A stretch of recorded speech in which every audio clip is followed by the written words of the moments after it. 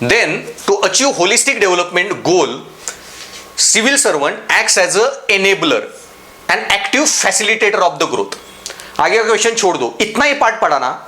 जो मेरे बच्चे जिन्होंने इथिक्स की बैच की है, take a pause this lecture and think कौन से एस्पेक्ट पे क्वेश्चन में मुझे डिबेट करना है. Okay, so in a class we have discussed dynamism in civil service, that today bureaucracy का काम is not just a regulator. Okay, today you have the job of being a welfare bureaucrat, welfare bureaucracy का. and ये welfare bureaucracy का जो आपका काम है, उसके लिए you need to be a dynamic civil servant, enabler, facilitator of the growth. Okay, actively engage and ensure the transformational leadership. ये जो टॉपिक मैंने पढ़ाया था leadership styles में, that you have to be innovative leader, that you have to be responsive leader, that you need to be. फटाफट values दिमाग में आनी चाहिए, ये दो वर्ड पढ़ के ही. एंड अब क्वेश्चन क्या बोल रहा है? To achieve holistic development, goal of civil servant acts as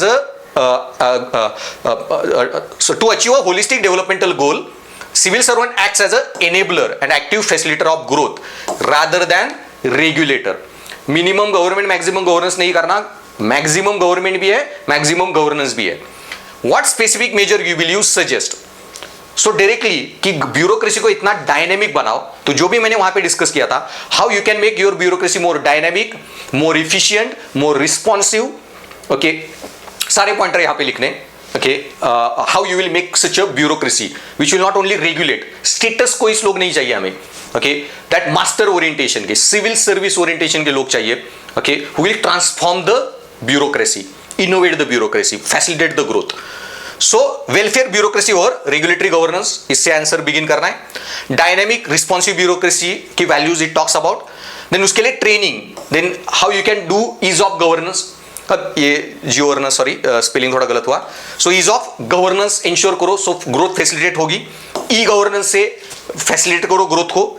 citizen को एंगेज करो, don't see as a outside beneficiary. Okay, look at them with respect, engage them and cause meaningful changes in their life. Ask them what they want, ask their needs, etc. Then decentralization, social audits. Then आप जितना government को decentralise करो, Gandhi case में मैंने बताया था कि decentralisation is very necessary to improve dynamism in service, ensure effectiveness, ensure more accountability और स्पीडी रिस्पॉन्स भी आपको देना है. Decentralisation is the only solution. And e governance. फिर सोशल ऑडिट्स, इससे you can understand impacts of your welfare schemes etcetera. तो लोगों से समझ सकोगे कहां पे फेल वगैरह हो रही है. So you can update your self, you can then change your policies dynamically, facilitate growth.